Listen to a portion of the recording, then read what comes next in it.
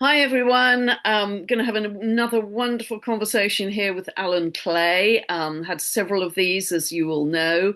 Alan is quite a prolific author, speaker, founder of the Dwarf Planet University, which people are absolutely loving. He's an extremely popular teacher.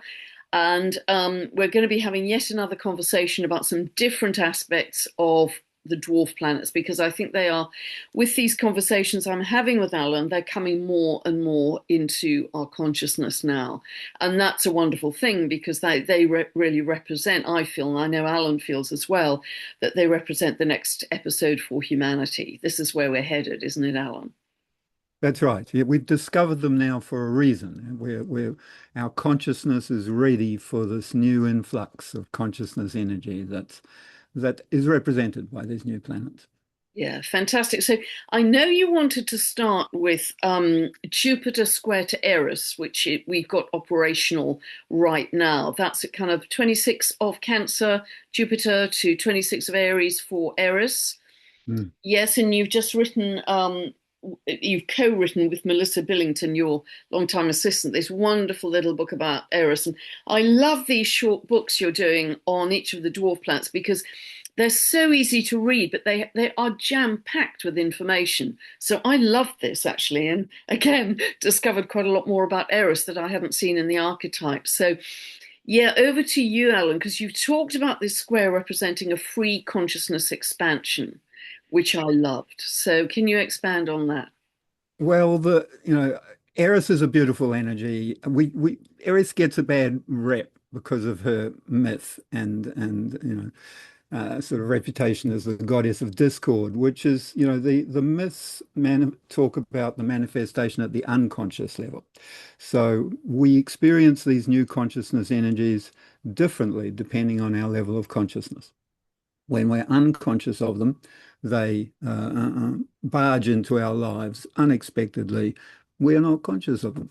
And then she's definitely the goddess of discord. She's encouraging discord, though, to get us to realize when we're fooling ourselves or when we're being fooled, because we fool ourselves just to get through each day. It's too sort of challenging to embrace everything that's happening around us and sort of include that, call it all valuable, not judge it. And that's a hard thing to do. And that's what Eris is asking us to do. And when we don't do that, we get those bits that we're shutting out. They're still there. They come in. And that's discord. But it's just that we are not sensitive to it. So, and then as we grow spiritually, and embrace her energy, she's all about transmuting life into love, taking those challenges, that discord, that imbalance that we're finding in our lives, and turning it into love. And we do that by working with it. There's a work there. She's the warrior sister of Mars in myth, and she's always on the battlefield with him, and she lays waste to both sides. Her problem is the battle. It's not one side or the other, and she's got the strength to sort of to deal with any challenge. Her head rises to the heavens with each new obstacle. Um, and so, I suggest she's actually represents a new female power that we're embracing, now able to embrace. So different from a male power, sort of, we tend to think of Pluto as power, and it's a male power, and it can be sort of overbearing, and it can be sort of pushy. It's sort of can be rough, and so and yet by contrast, Eris's head rises to the heavens with each new challenge. She meets the energy required for each challenge and doesn't overpower in the way that Pluto does. It's a different sort of power. It's just a female power. And so we've got this square going on at the moment between Jupiter and Eris. And that's going to manifest differently for people depending on their consciousness level. And, Jupiter, we want to expand. And at the unconscious level, Eris is all about the competition to be best, to sort of, to get my way. And in myths, she wasn't invited to a wedding, and she threw the golden apple to the fairest, inscribed to the fairest, into the wedding, and the goddesses fought over it. This is the goddess of discord, sort of where it comes from. They're competing with one another to be the fairest. They're, and we're like this at the unconscious level with Eris, where we're sort of we get carried away with the sort of the capitalist system, the sort of survival of the fittest, and we're sort of, you know, we're not very thoughtful. We're not very loving in that experience. And so at the unconscious level, there could be a sort of a struggle going on at the moment, or a battle going on, to survive, to be the best, to be the sort of fairest, to be the sort of, and depending on, we could be, playing different roles in that battle, and so, we might feel that we're not being sort of, given any credit and things like that, and have to struggle for that and so on. And it might work, but it's likely to sort of, bring some of that disruption, bring some of that discord into the process, so that we face up to and realize the things that we're not sort of including in our worldview. We deny them. We just don't include them. We actually deny them. I've I worked a lot in my earlier years as a clown. I did a lot of street theatre, and you go out as a clown and you sort of, dress up, and you've got sort of, you're attracting attention. The whole go to start with is attract attention. Then you have to do something with that attention, and it's just amazing how many, people, you're walking down the street. There's a lot of attention being sort of, I'm trying to attract attention in all sorts of ways, sounds, movements, the way I look, and so on and so on, totally ignored by sort of, 40% of the people, totally. Just don't seem, I'm not there. That's extraordinary, isn't it? Now it's I love the way you described Eris, because as I say, I actually learned more, Alan, from your descriptions. I mean, just to remind people of the basics, if you're not familiar, it's a very Mm, long orbit. It's 560 years, and it's inclined at 44 degrees to the ecliptic. So again, we have a sort of sense of the radical, the mm, outlier, the one who's not going absolutely. to play the Mm, game and be conformist. So, mm, mm, mm, I love the way that you said she's really going to reveal and challenge any competition based on self-image, personal vanity, and mm, judgments. So mm, if you're playing those games of personal vanity, judgment, etc., Eris is going to expose that. And I love the way you talked about her fierce grace and divine power. That was a mm, beautiful combination of words, fierce grace and divine power. It really was fabulous. So mm, mm. and she really is a truth-telling activist, isn't she? She Um, is. I want everybody to be included, nobody left out, nobody on the periphery. But what I really got insight on with reading this short book was how, even if there's been what we might consider injustice or suffering, Eris seems to go beyond that and say, no, we can't have judgment. If we're going to Yes. get to these high dimensions, so where does forgiveness come in with that? With clearly there's been enormous human suffering Yes. for eternity, but particularly the last few years. So where does forgiveness come into that, Alan? So, I mean, I'm going to suggest that forgiveness is a sort of an inner planet experience rather than an outer planet experience. That we're trying to, forgiveness is sort of us reconciling the ego center with our actions or other people's actions in the world. And those interactions come from that can come from these outer planet transits or something like that, stimulating us in a particular way.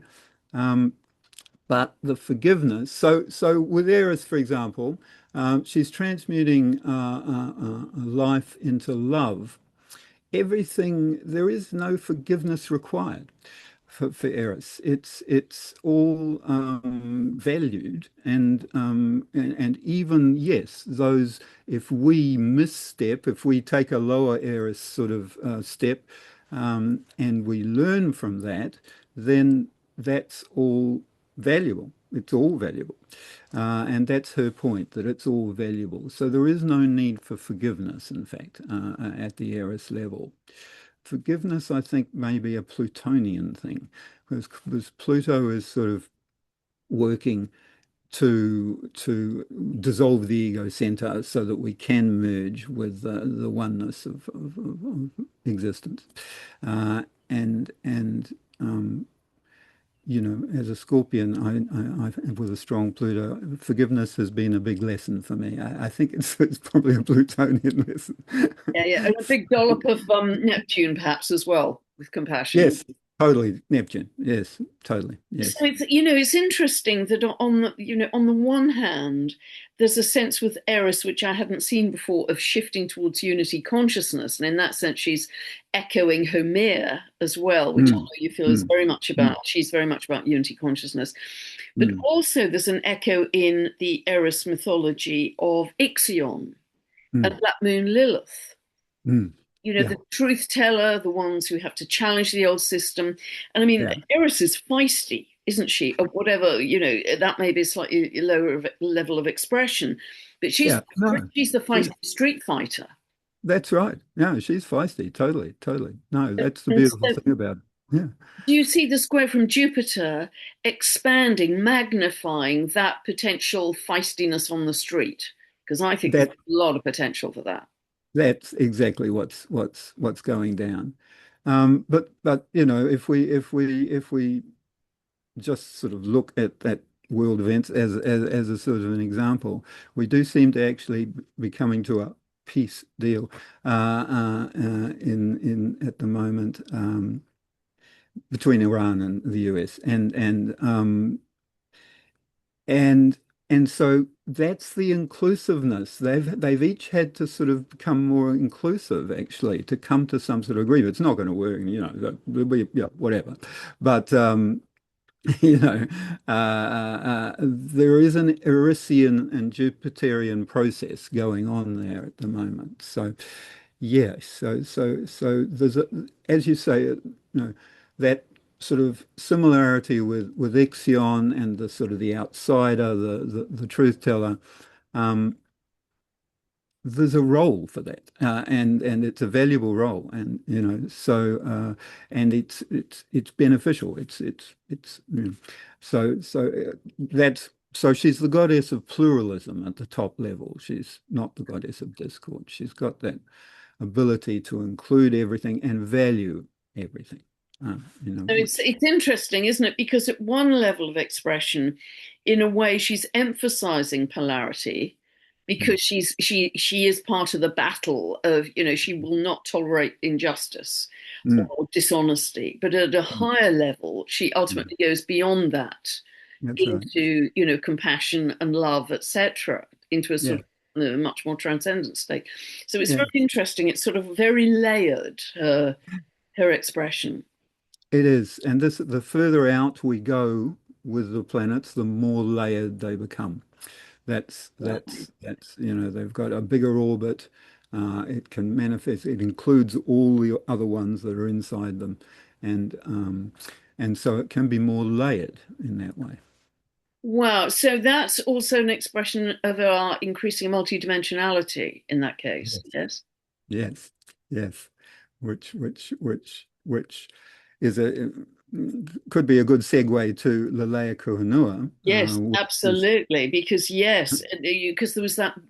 Alan and I, for those of you who haven't heard it, had a very rich discussion about 9 months ago mm, about the wonderful dwarf planet of Lelaya Kuanua, which has mm. an orbit of 33,000 years, longest we are Actually aware of. actually 55. They've up valued it. Oh, But they're still working out exactly because from the points of discovery that on the orbit that they've got at the moment. So yeah, 55,000 years. So five times Sedna's orbit.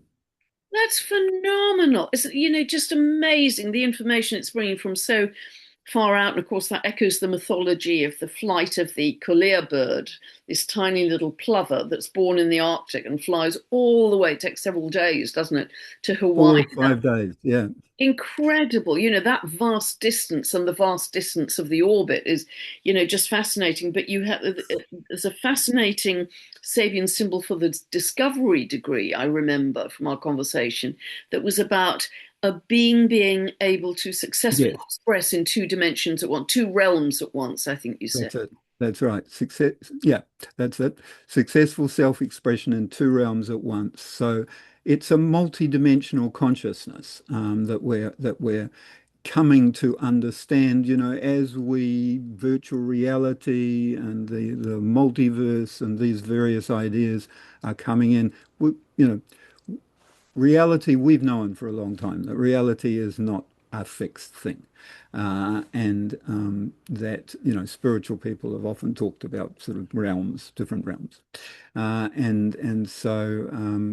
And we're now getting to the point where we can sort of embrace the consciousness of that, actually.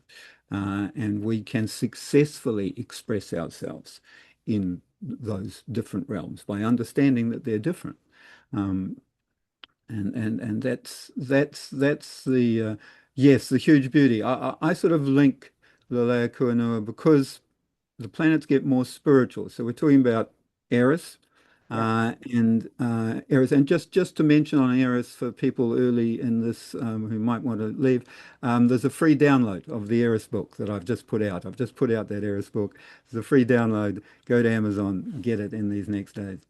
Um, Eris is the furthest out before Sedna that we discovered, and then Lelaya Kuanua is the next out from there.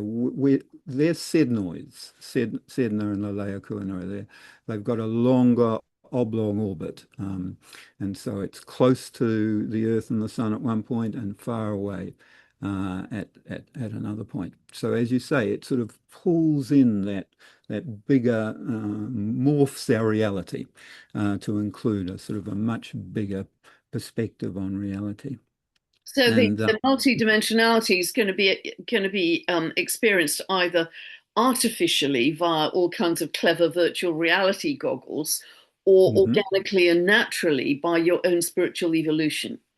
both, ideally. I mean, ideally the spiritual, obviously, but I mean, it's going to be in the practical world as well. So, yes, yes, that's it. And just yes, more and more people are sort of are growing spiritually. More and more people are on the spiritual path. That's my experience. And as we discover these planets, it's kind of just encouraging that more and more. And so, yeah, and so that Sedna is the soul's path of destiny. I suggest that big orbit, 11,406 years. Our life is just one piece, but over lifetimes, that's our soul's path of destiny. And so the Sedna placement in our charts is it talks about what our soul really wants to do in this life, how we want to grow. It's a growth process over the lifetimes. It's not random. And we take stuff from one life into the next life, unresolved stuff. That's the karma.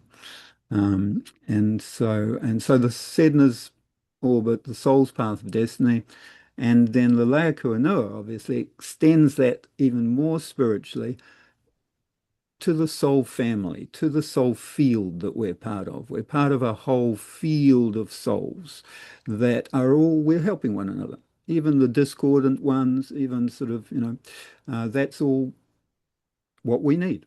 And so we've kind of made an agreement to come together in this life and do whatever we're doing here. But we're part of something which is much bigger and sort of informing the life that we're living here in a particular way. And that's that multidimensional consciousness where we can see our soul reflected in the souls of the other people in our lives. That's beautiful. Once, yeah, yeah. It's interesting for those of you who don't know, with Lelaya Kuanua, she was part of the original Hawaiian creation myth. Mm, So, several of the dwarf planets, Manwe, Vada, and also this wonderful dwarf planet, are part of creation myths mm. originally, which is really talking about a principle of rebirth, isn't it? This new episode for humanity. And it seems that so many of them are connected to the natural world. And as an expression of multidimensionality, do you feel, Alan, that we may start to um, be telepathic with trees and the elemental realm Yeah. and our galactic family, etc.? I mean, it's so Mm. interesting that the film Disclosure, which Yeah. is getting good playback from people who've seen it, that came out on Friday, um, Yeah, that was when Uranus was exactly square the nodal axis. right. The galactic expressing in the collective. I mean, it was just like a cosmic Beautiful. joke. It was so literal. Yeah, So do you feel with Lelaya Kuanua that she is going to help us to connect to all those different forms of life in a way absolutely. that we haven't done in our memory? No, that's right. Exactly. To reconnect in that way. That's right. I think totally. Um, yes, yes. The Holver birds, they've got, they they make this huge migration over days. Um, they do it in a group. So the chicks are sort of up and feeding themselves in the first day of their lives. So they're kind of an independent bird, and and birds are spirit energies in myths. So it's an independent spirit, um, and um, and yet when they migrate, they do it in a V formation, and they take turns moving all the way up to the front. The front one is the sort of, and they half their brain sleeps and the other half stays awake and flies, and then they swap over. And they can see infrared, they can see ley lines, they can, so they've got a whole different perspective than we have. And so this, yeah, it's a multi-dimensionality. It's a larger way of seeing, definitely a connection with the world in a whole lot of new ways where we can really feel it, sense it, in different ways. That's fascinating because you've also got Uranus in Gemini, also talking about that multidimensionality. So, do you feel that the conjunction between Saturn and Leleakuhonua, which is so tight right now, is that the embodiment of our multidimensionality, the memory of, but because Saturn's also connected very much to memory, but also the embodiment of our multidimensionality that's coming back online? Yeah, yeah, yeah. But I'm hoping. I mean, at the top level, that's how it's going to manifest. Um, yes, yes. In some way, our physical reality is encountering that soul family connection. And depending on what's going on for us personally in terms of where we are in our growth as a soul and those interactions that we're having with the other souls, we're going to embody that in some way. Um, and there's a rich what we've been discovering in the classes at the Dwarf Planet University with Lelaya Kuanua. So Lelaya Kuanua is new. I've just sort of, or there was a research project that I led, at NCGR last year that sort of looked at what the meaning of the planet is. And since then, we've been sort of working with it in classes. And in the classes, um, we look at it, each student looks at it in their own chart, looks at the house position, looks at the aspects over a fortnight, with each of those, and then the transits for a fortnight, 6-week courses. And you kind of embody, you onboard the consciousness by understanding how it's actually working in your life. And you share that in Zooms and you share it on a blog and in assignment form. And it's a wonderful process, a collective process of sort of researching this work. So Lelaya Kuanua had a group sort of research, original research. I think the first planet that was discovered in a group setting. I mean, they're all discovered in a group sort of by different astrologers and so on, but this was talking to one another as we did it. And so and talking about groups, talking about soul groups. It's a natural part of that process. And so and what we've been discovering in the classes is there's a rich, you imagine 55,000 year orbit. Yeah, traditional astrology looks at that and thinks sort of so small, so far out there, probably, sort of lost in the void, is the feeling about it. But actually, quite the reverse. There's a real support. There's a nourishment that comes from that soul family. It must do. I can't see where else it's coming from.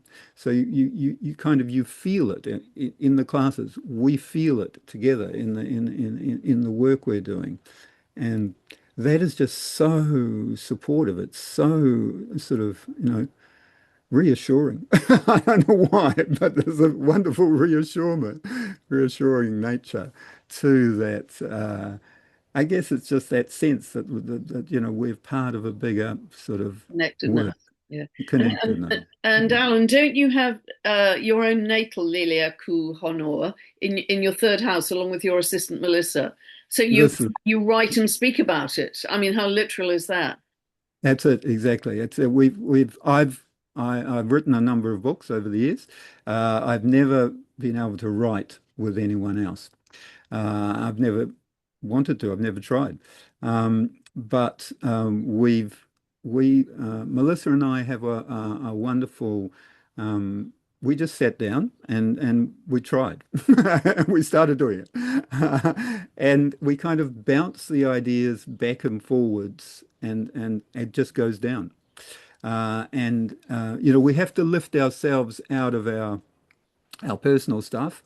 We have to sort of go out there into that sort of soul connection, really. We've both got Gong Gong conjunct Mars, so we have to lift ourselves out of the lower Gong Gong. We've both got Eris in the fourth house, so we have to sort of be careful of our communication with one another. And, diplomatic, sensitive, loving. and but the real strength is the Lelaya Kuanua in the third house, where we really it's soul work that we're doing and it manifests in the book. When this Eris book, the editor sort of wrote back. He's edited a number of my books, and he wrote back. He said, "This is great languaging, metaphors, and so on in this book." And he particularly pointed out some that he liked, and they were all Melissa's. So I give huge kudos to Melissa for her work on this book. No, it's beautiful, and it's such an easy read with so much information in it. So I'd really mm, mm. recommend it to people. And Alan has just said you can get it free on Amazon for the next few days. So yeah, great opportunity. So, do you want to move on now to another? There's so many huge conjunctions here to these very potent dwarf planets, to Saturn conjunct Salassia, because I think They're sort of 13, 14 degrees of Aries right now in a tight Mm, conjunction. mm. And what's your perspective on that, Alan? What would you like to share on that? Well, I think we're lucky. We're in a very sort of lucky period. I would encourage lightheartedness to everyone in their experience. So, why are we lucky? Because Saturn is all about sort of rules and responsibility and being practical and so on. Wonderful things, but some things that can feel a bit sort of challenging, and particularly restriction and so on. It can feel a bit challenging, Saturnian thing. Um, and Salassia is all about process. She's I look at Salacia as higher love consciousness. So lifting the sort of the intimate connection of Venus and Mars into a sort of a higher love. A Salacious, yeah. Yes, yes, yes. She's salacious at the unconscious level, but she's but that salaciousness, there's a physical thing there. There's also a psychic thing there. Eroticism. What is that? It's a psychic thing, and so as we lift Salacia's energy out of that sort of unconscious space, it's a higher love consciousness. At the top level, she can bring true love into our lives. We have to be able to see it, and embrace it, and then it's a real power. So she's got a wonderful ability to give us a sort of an understanding of the process that we're in, and to engage with that process at each point that's appropriate. There's a good time to do everything, and there's only so much possible at any one time. And so by understanding the process, we can engage with what's possible, make our choice about what to do, and at the right time. And we don't need to worry, sort of, is it the right time? We can just sense, is it the right time? And it's a heart-based experience where you just know in your heart it's the right time. Um, and so that kind of softens that understanding of process, softens the demands of Saturn or helps with the demands of Saturn, giving us a sort of a sense of, all right, there might be a restriction now, but what opportunities are there? And we can, within that, take a step. Each step takes us to a new place. So we can then take a new step from there, depending on what's available. So that process is a wonderful, and in that, not taking it personally. Whatever it is that, this is the sort of the higher love consciousness and the difference between the mundane sort of Venus Mars. It's personal. Of course it is. It's my love. It's, and so, but by not taking it personally, we can laugh it off. We can be light-hearted. And that light-heartedness is protective. It sort of gives us, we laugh it off, we let it go. This is part of, it's talking about forgiveness earlier. It's not forgiveness, but by letting go of stuff, it's not baggage that we're carrying around, and so it's so that's the beauty of Salacia. She's really got a light-heartedness and a sense of process that can help with those Saturnian demands that we may be feeling at the moment. I think they're exact in a couple of days. So. And I've been thinking about this a lot because, in her mythology as mermaid energy, she's related to the shimmering sunlight, moonlight on the sea, which I've always felt represents very high frequency light. Yeah. But I'm also feeling now that going another step forwards with that she may represent the living, loving liquid light Yeah. this high frequency plasma that's coming in with which we Yeah. are creating our reality. Yeah. Saturn, via Mm. embodying it, how much of that living, loving liquid light can you embody I in love it. yourself, and also via the water that we're drinking by blessing and loving the water before No, we I drink love it. it, because Yeah. she's related to the seas and the oceans, wife of Neptune. And Mm. what is also pragmatic, strategic, realistic for the long term Saturn that we are building. Mm. These Mm. are kind of our ingredients in our evolution that I think are very clearly described by that conjunction between Saturn and Salassia. I love it. Yes, totally. Absolutely. Absolutely. Yes, yes. And the more we can embody that, obviously, the better for us and for the world.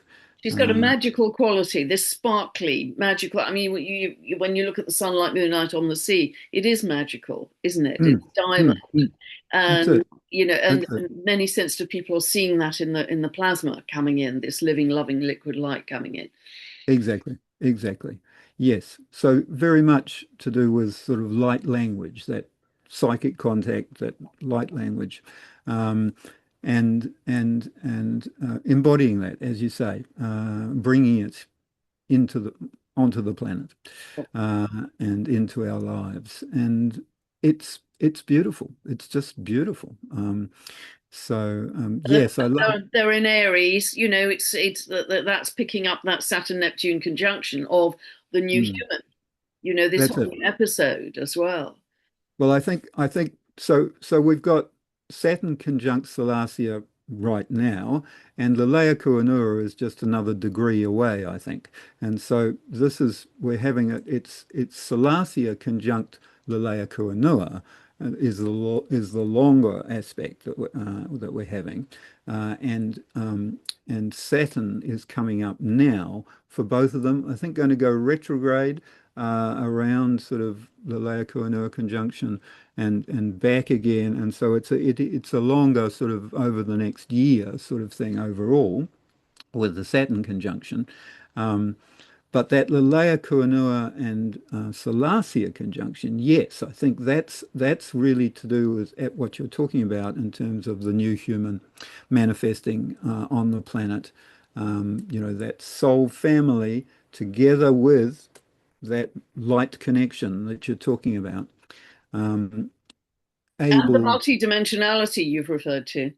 that's right, pulling it all together in our world, actually, able to in this next wee while.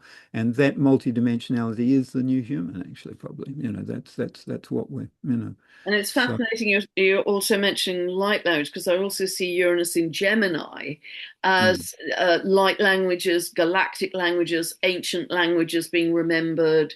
mm, It's a mm. multi-dimensional expression of language, because that's very connected to Gemini. That's it. That's And, it. and Uranus is taking that to a higher level. It's Absolutely. absolutely fascinating, and it's fascinating also right now that the Pentagon is releasing lots of UFO files. Yes. Right now, it's Uranus spares the nodal axis. I mean, it's right on Yeah. time, isn't it? It's right on And time. it's not just Uranus, it's Uranus Sedna. They're Yes, conjunct there, and so that's it's soul growth work that's going on with all of that new discovery that's manifesting in the world. Yeah, um, it's I think that Uranus Sedna is having huge effects on in the world at the moment. We've been studying Sedna. We've had a Sedna course going on for this last 4 weeks, um, and going for the next 2 weeks. And like I say, the courses we're kind of researching it at the time. Wow, the energies that people are feeling in terms of this conjunction and the spiritual growth. So Sedna is about how our soul wants to grow um, in this life, and that starts when we're born and keeps going all the way till we die. It's all valuable. It's all important, and but we're always at a particular point in that soul growth. And that's the beauty of it. And so yes, um, there's sort of a rich soul growth going on in everyone's lives at the moment, whether they know it or not, sort of So thing, can you share some examples, Alan? So what I would say is look at the where the Gemini cusp. So they're about sort of 2 degrees of Gemini. I think Uranus might be a little over 2 and Sedna a little under 2 at the moment. Um, and so look where that Gemini cusp is, what house that's in your chart. So we talk about Sedna sort of, soul growth and you've got this huge orbit and so on. But and and yet it's manifesting personally in our lives. These outer planets manifest most clearly in our lives in the houses. We look in the house placement because they're particular areas of our lives. So you want to look at the birth placement of your Sedna to give you a real sort of understanding of what your soul wants to do. What house is it in? That's the area of action that your soul wants to grow in.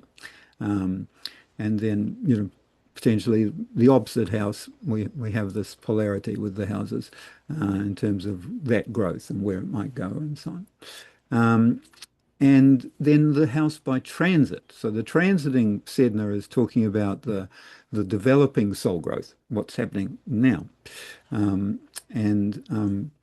so transiting Sedna. So look at the house where you're transiting Sedna, that Gemini cusp is, and that'll give you an idea. So, for example, we had a whole lot of 10th house transits, students with and they were all out in the world. They were all making decisions about people in their lives, and including some. And Sedna's about letting go. Zen is about letting go of the stuff that you don't need to for your soul growth. And it may be very important stuff in your life, stuff that's been there all the time, stuff that's, but you don't need it anymore. And so if we just let it go and move on, that's easy actually. It's kind of scary because we don't know what we're moving on to. And we always want to know, and that's not helpful. You can't know. You may get a sense of it from the soul growth that's been happening up to that point, but we could be at new points, and so it's we can't know. So we just have to trust, and that trust is a Hamean thing, and so we have to trust.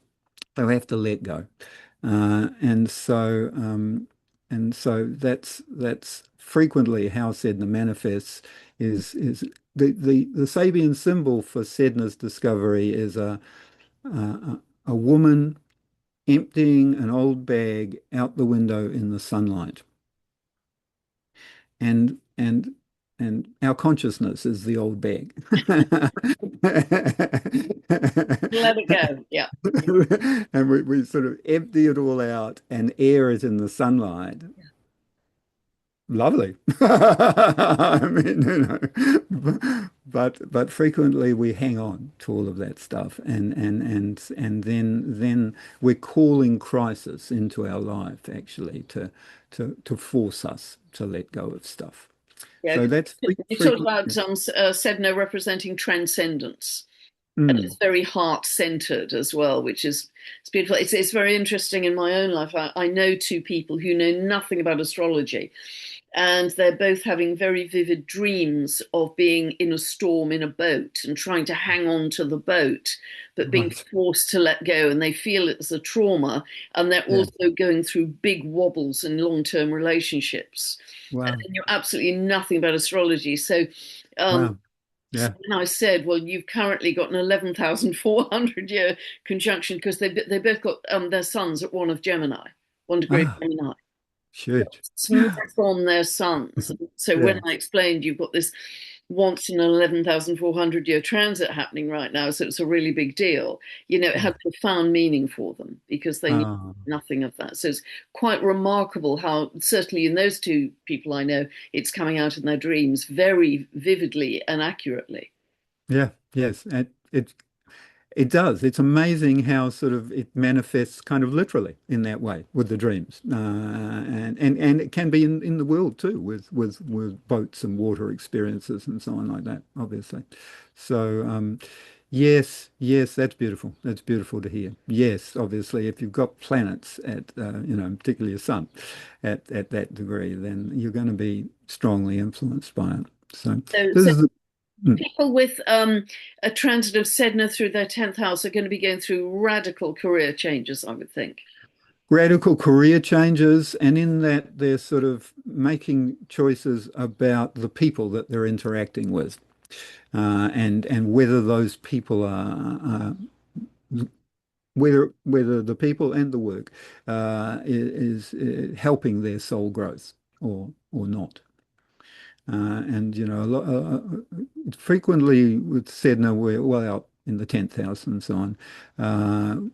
It's people. It's letting go of people, and in many of the houses, we form attachments, and they're not always good for our soul growth. And but they always are good when we form them, and so there's nothing wrong with them.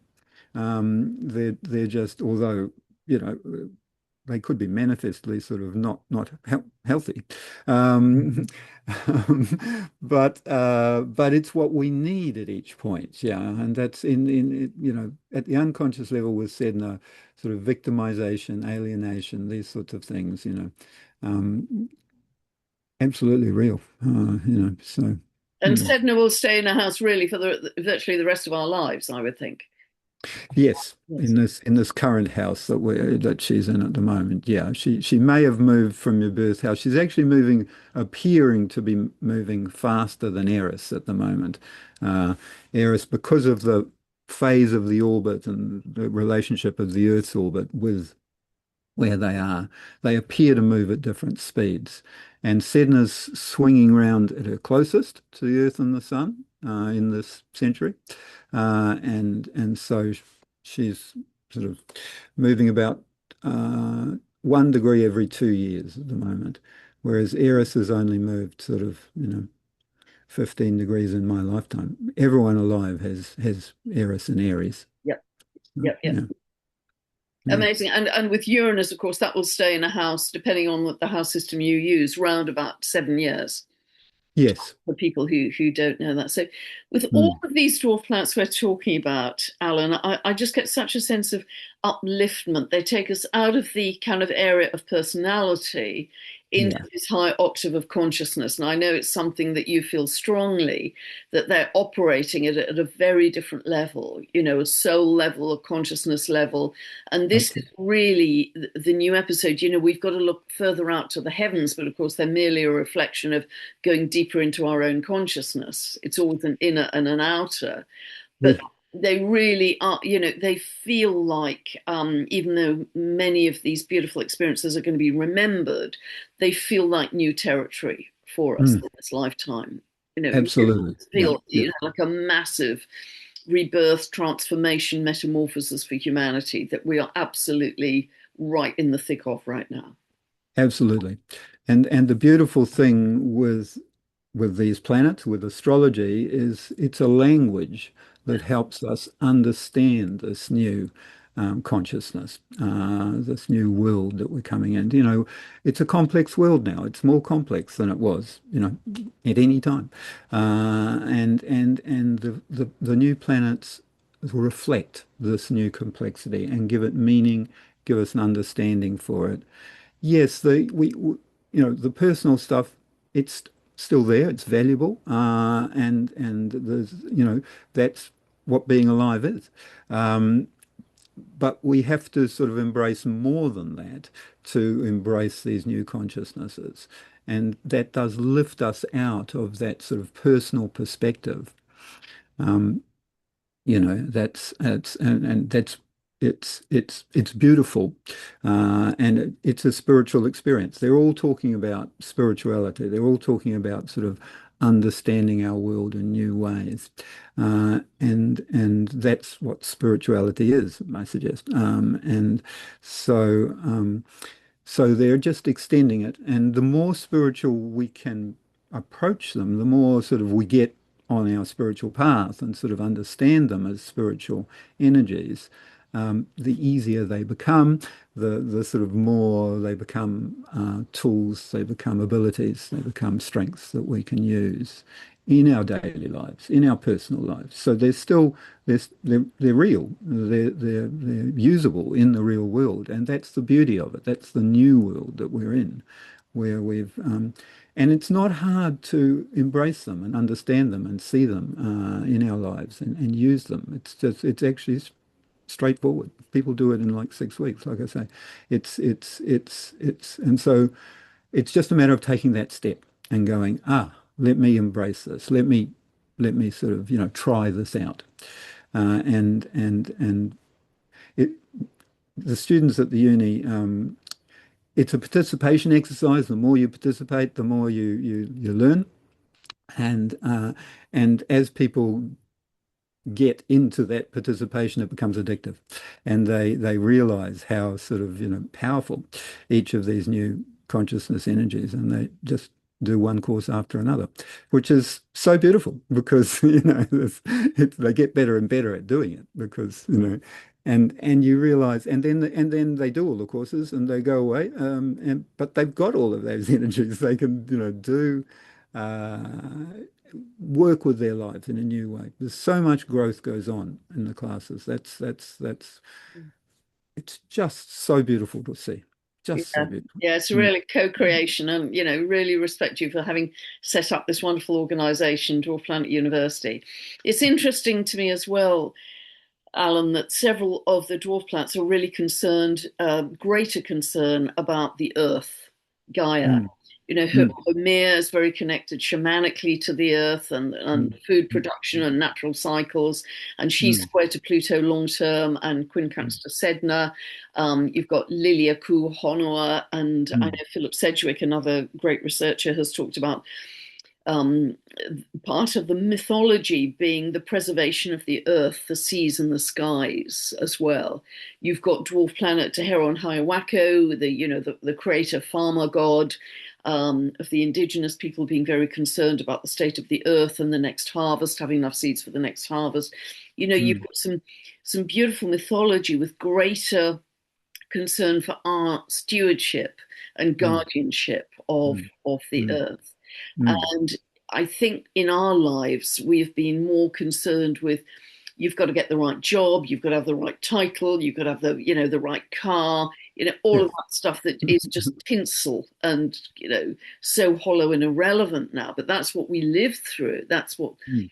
Mm. the Mm. social Mm. Mm. structures encouraged. And that just Mm. seems just valueless now in the Mm. world we're living in. And that's been a fairly rapid shift, I'd suggest. But the dwarf plants have really helped us with that, Helped. I think. Totally right. Yes, yes, exactly, exactly. That's the shift we're in, where we're seeing more meaning in our lives, our experience. We're understanding more meaning in our lives.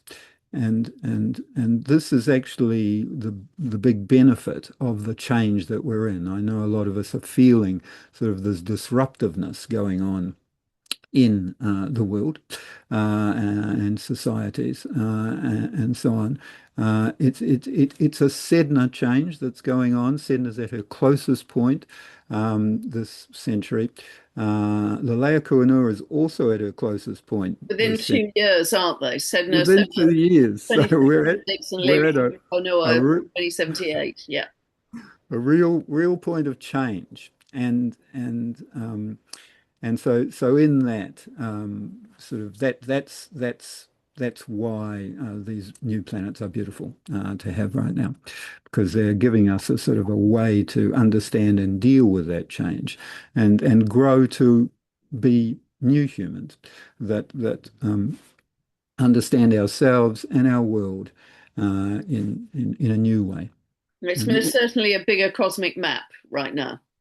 bigger cosmic map and a deeper connection, as you say, with all living beings, and potentially all reality, actually, not even just living beings.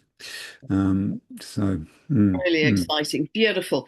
And I know, Alan, coming up this coming weekend, the solstice weekend, you're going to be running a workshop at the London School of Astrology, an excellent teaching organisation run by the brilliant and delightful Frank Clifford, I have to mm. say. So, and it's also on Zoom. It's not just live; it's on Zoom. I understand. That's right. That's right. I'm going to be in London for the first time in sort of 7, 8 years probably since before COVID, and teaching live. So take the opportunity if you want to catch me live. But yes, it will be uploaded. We're doing 5 planets, the four most well known. So that's Haumea, Maki, Eris, Sedna, and we're also throwing an Ixion to open us to seeker consciousness to these other ones to start with.